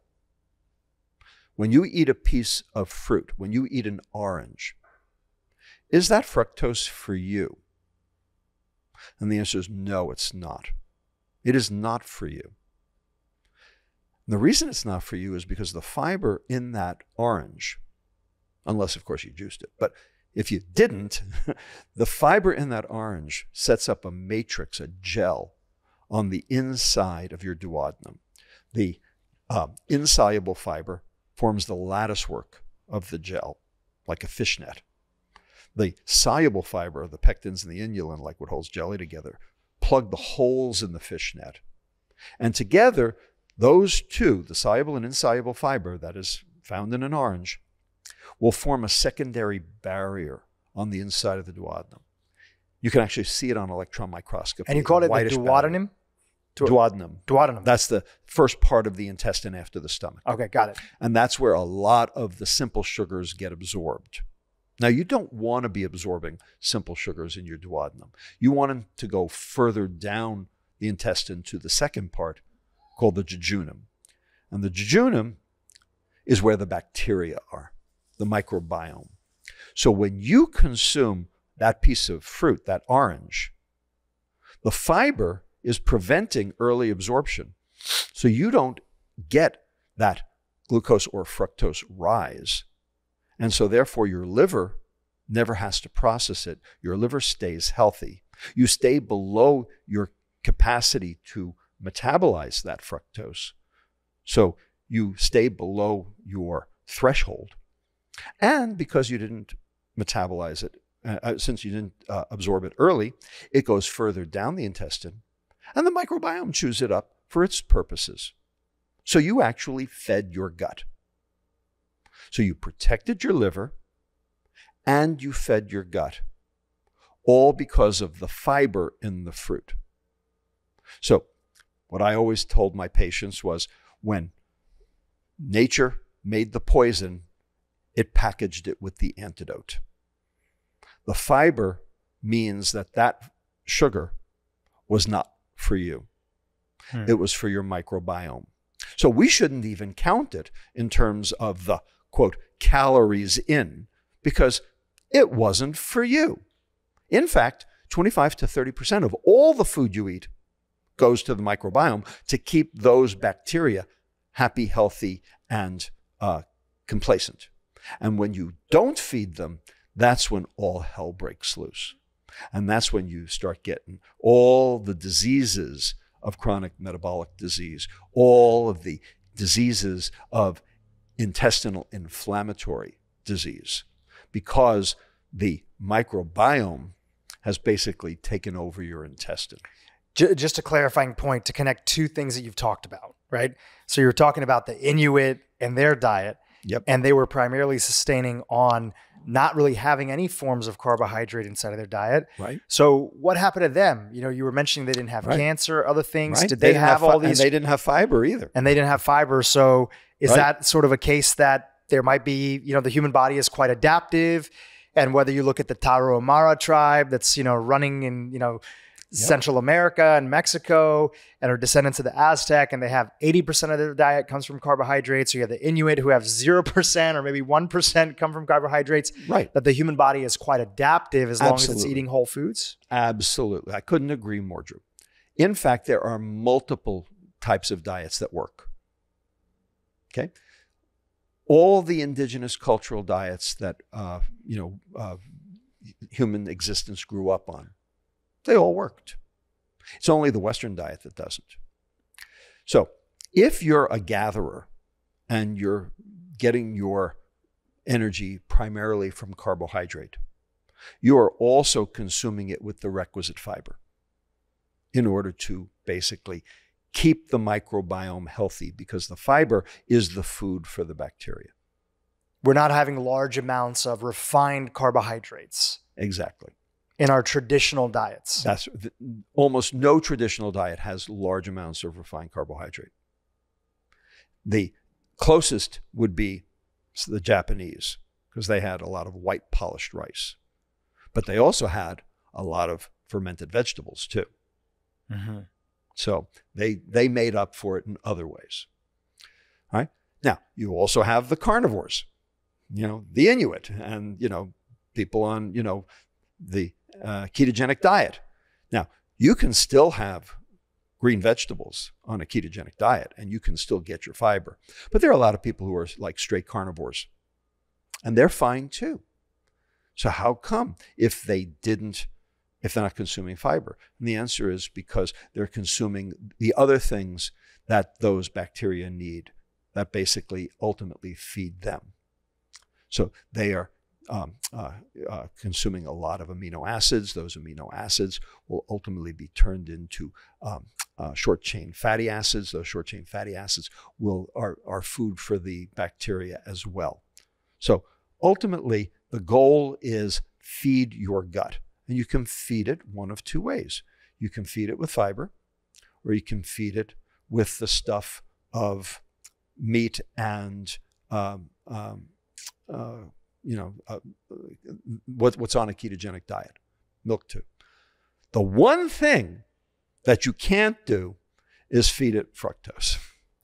Now, you and I were chatting a little bit beforehand, and we were talking about Dr. Rick Johnson being on the podcast and my interview with him, and he did a whole deep dive into fructose and its relationship potentially with Alzheimer's that they're seeing. Right. And he put out a paper with Dr. Dale Bredesen, and who will be coming out on the podcast, is also a big fan of yours, and also David Perlmutter. One of the things that he was saying is that large amounts of glucose in the body can also get turned into fructose. Right. So you are still concerned about a lot of sugar in the diet that is coming from glucose. Is that fair to say? And do you subscribe to that idea that a lot of glucose in the diet could also be troubling? So this is something I learned from Rick. And I credit him with this. I didn't know that glucose could get turned into fructose in the body until Rick Johnson. Now I understand that. And I've actually seen that in multiple papers and seeing how, in fact, glucose gets turned into fructose, especially in the brain. Right. In the brain of pregnant women, Hmm. in the brain of pregnant women with diabetes, especially. Why pregnant women? Insulin resistance. Insulin resistance, that they're already Because predisposed. pregnancy is insulin resistance. That's why. Yeah. And that's on purpose, because you have to gain weight in order to maintain the pregnancy. Mm-hmm. So pregnancy is an insulin resistant state. Estrogen is an insulin resistant hormone. Which is why they're so worried about gestational diabetes, Exactly. preeclampsia for a lot of women, because Right. your body's already inducing that state On purpose. because you're trying to grow a human being. I think I heard from Ben Right. Bickman that there's one other time in a human being's life where your body is inducing insulin resistance. Puberty and pregnancy. Puberty and pregnancy. Those are the two. And they're both necessary for survival of the species. High growth states. If you were not insulin resistant during puberty and pregnancy, how would you gain the weight to be able to do puberty and pregnancy? It's required. If your leptin, the hormone that goes from your fat cell to your brain and tells your brain you've eaten, if your leptin worked right all the time, you wouldn't gain the weight. You'd be the 97-pound weakling on the beach, not able to put on any weight. But you have to gain the weight in order to induce puberty. You have to gain the weight in order to induce and maintain pregnancy. All goes back to this larger idea that the body does most things on purpose.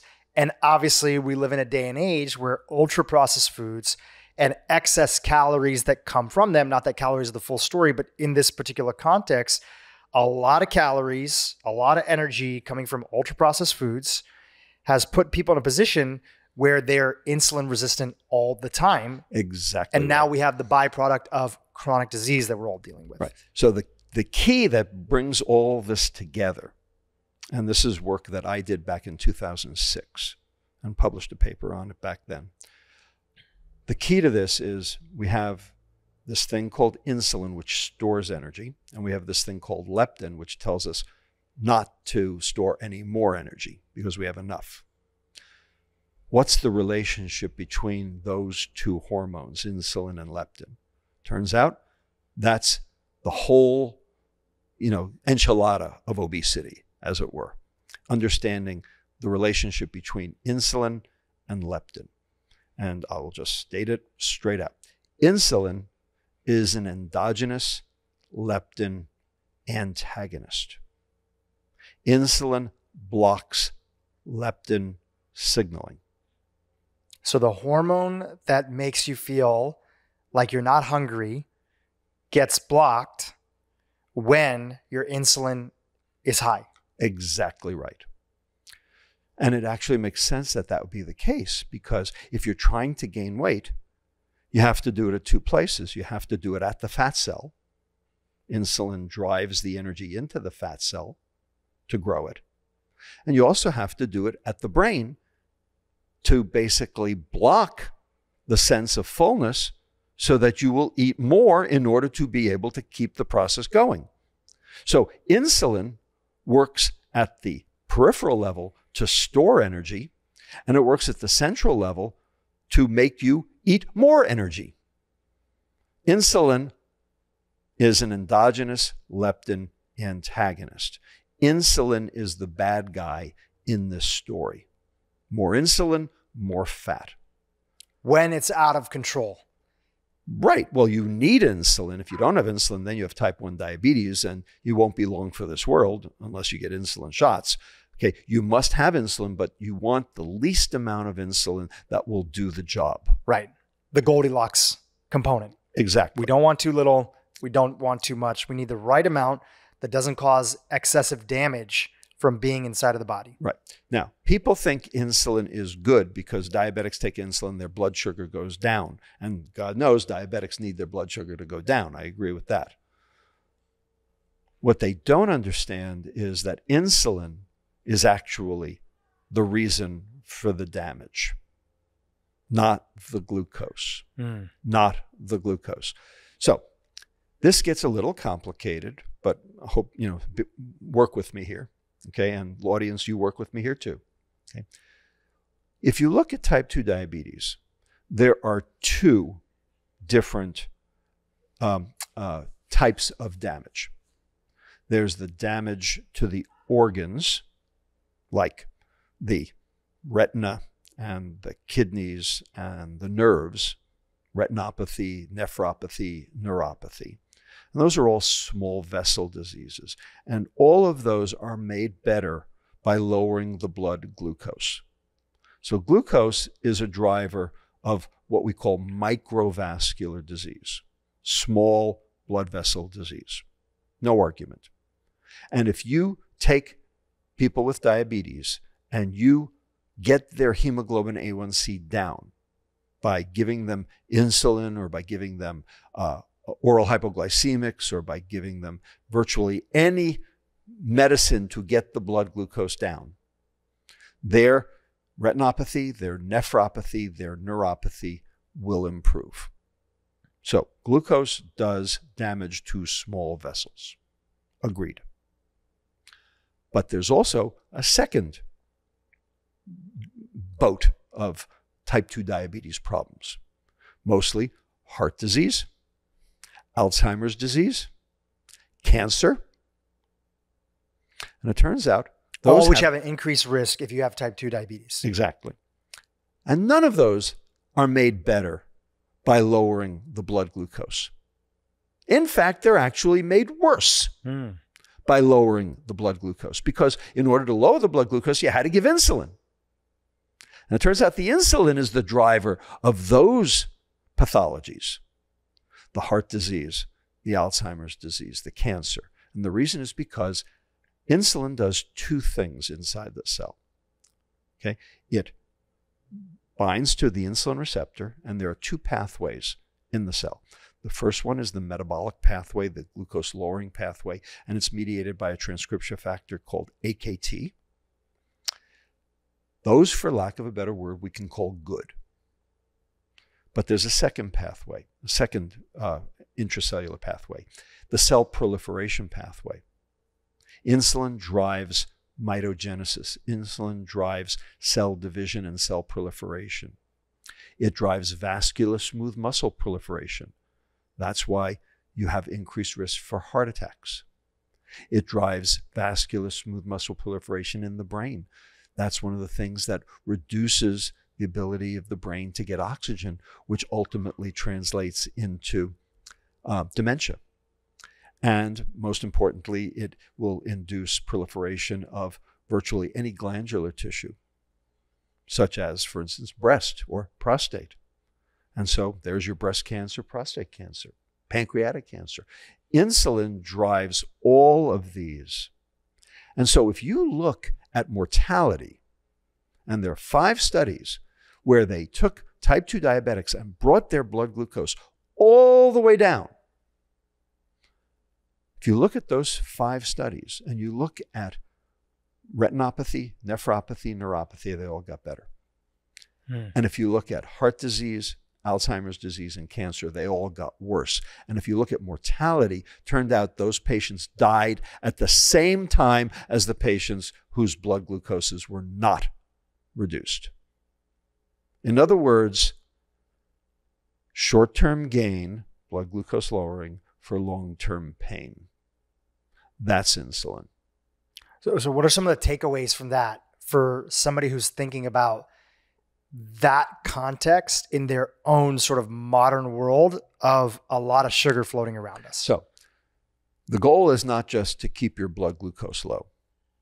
That's true. We do want to keep our blood glucose low for a whole bunch of reasons, including because glucose can be turned into fructose, as per Rick Johnson. But we also have to keep our insulin low. Right. Glucose is not the full story. It's half the story. It's half the story. And it's great that everybody's wearing a continuous glucose monitor around there. And that's half the story. And that's half the story. And I think that naturally people are waking up, and work that you're doing with companies like Levels, which I'm also an advisor to, they're also like, hey, listen, also get your insulin measured. Right. Because your fasting insulin gives you a much more robust part of the story.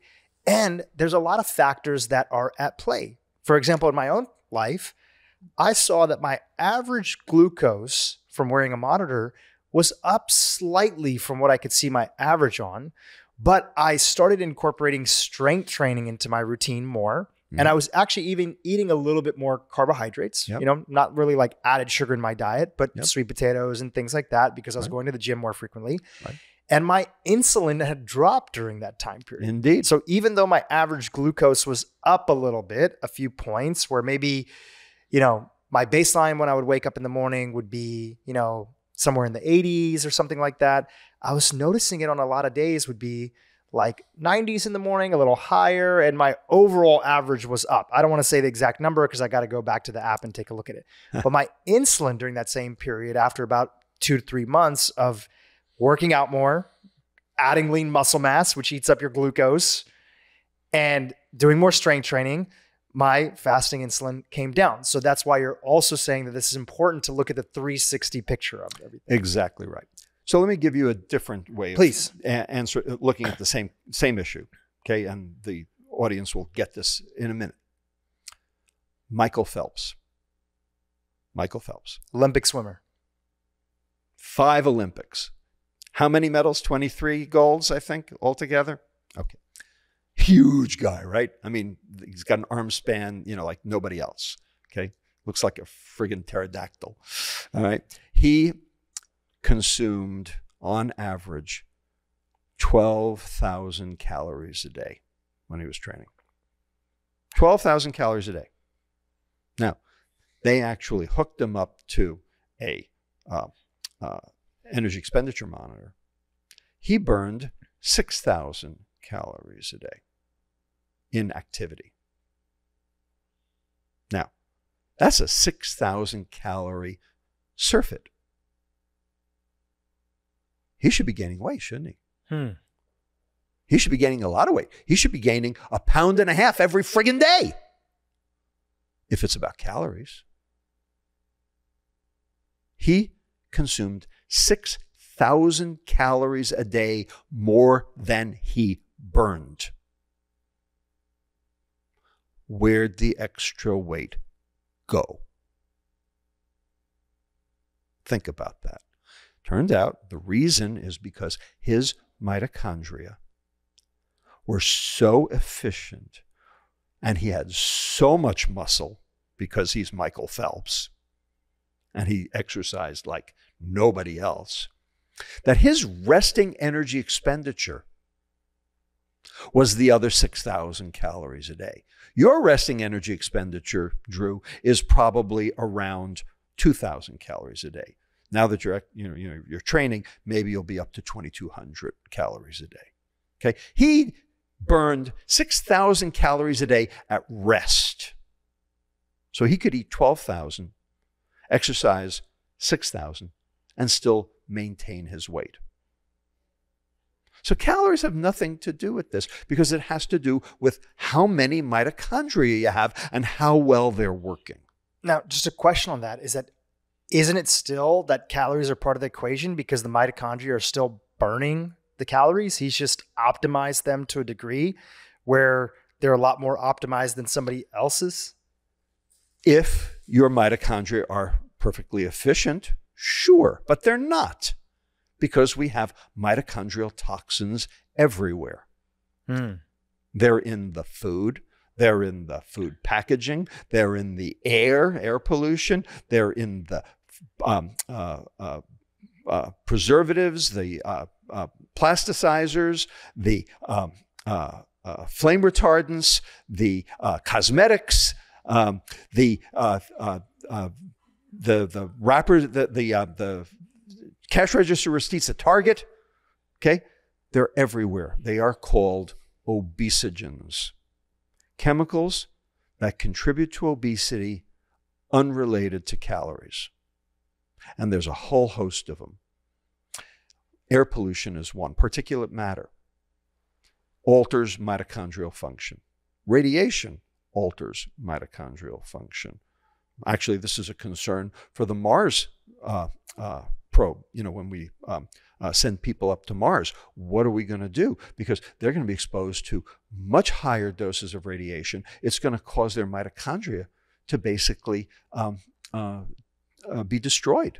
How are we going to feed people on the way to Mars? This is actually a big issue. And I've talked with the National Space Institute about this. One thing that I've heard, not to take us off tangent, is that that's a big reason why they're thinking about, well, we just got to build cities underground because we have to minimize the radiation exposure, which I'm sure there's still going to be some excess because Mars doesn't have the same atmosphere. Right. Absolutely. So they'll be, sitting ducks for every photon, coming across their bow. So this is a major issue. There are a lot of ways to kill your mitochondria. Mitochondria are relatively fragile creatures. And they are creatures, by the way. They are refurbished bacteria that we made a deal with, hundreds of millions of years ago, that we would house them in exchange for them producing energy for us, a symbiotic relationship.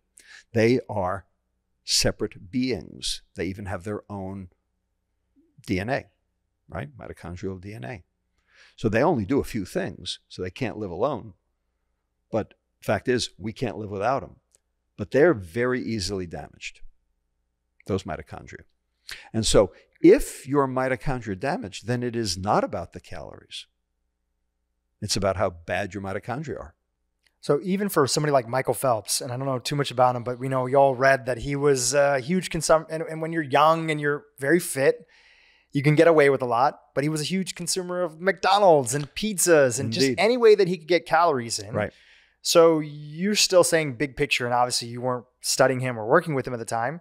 That is this sort of another reason why we are so pro exercise, that even eating a super ultra processed diet, his mitochondria is incredibly efficient? So the question, or just hadn't had a chance to catch up to him yet because he's generally young and fit. Right. Take a look at every NFL player, what happens to them after they retire. Yeah, tell us. They get metabolic syndrome. They get Alzheimer's and they die. Now, some of them get CTE, chronic traumatic encephalopathy, and you hear about them because they blow their brains out. But lots of them get Alzheimer's disease. And the reason is because of the insulin resistance, because they're still eating like they were playing. But they're not training anymore. So their mitochondria have gone to crap. And they can't now process that energy load. And so now they're just sitting ducks, just like the rest of us. Now, this brings up a big question that I address in my book, Metabolical. There are 8, count them, 8 subcellular pathologies that are going on in the background in each of your cells all the time, every day, contributing to disease. Now, if you optimize those 8 subcellular pathologies, you'll be 110 playing tennis. If you don't optimize them, you'll be 40 years old on a gurney with 2 stumps, on dialysis waiting for your next stroke. And of course, everything in between. In the book, I call them the hateful or grateful 8. Now, these are subcellular pathologies that most of the audience will not have heard of. Although, if they listen to you, Drew, they will have heard of them because everyone ultimately does talk about them. But their doctor does not talk about them. And the reason their doctor does not talk about them is because there's no medicine for any of them. And there's no ICD-11 code for any of them. So the doctor can't bill for them anyway. So here are the 8. Ready? 1, glycation. 2, oxidative stress. 3, mitochondrial dysfunction, which we've been talking about. 4, insulin resistance, which we've been talking about. 5, membrane instability. 6, inflammation. 7, methylation. 8, autophagy. These are the things that are going on in the background underneath the wire that are basically damaging cells and therefore damaging you, and the reason you die. Now, if you optimize them, you won't die fast. You'll die, a lot later and a lot healthier, right? Dying as young, how does it go? Dying late as young as possible. Dying young as late as possible. That's it. Dying young as late as possible. Yeah. Right. Like George W. Bush said. Dying young as late as possible. That's what we all want to do. And so if you optimize those 8 pathologies, the hateful 8, you will do just that. You will die very late. And that's the goal. Longevity, as Peter Attia, put in his book. I agree.